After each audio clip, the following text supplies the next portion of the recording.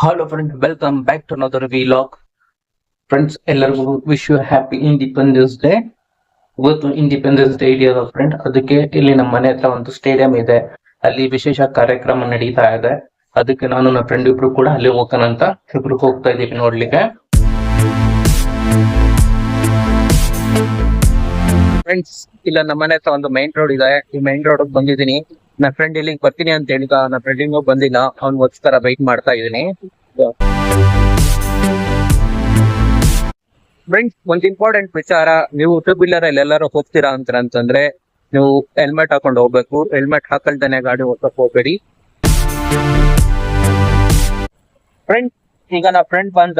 ಈಗ ನಾನು ಅವನು ಇಬ್ರು ಕೂಡ ಸ್ಟೇಡಿಯಂಗೆ ಹೋಗ್ತಾ ಇದೀವಿ.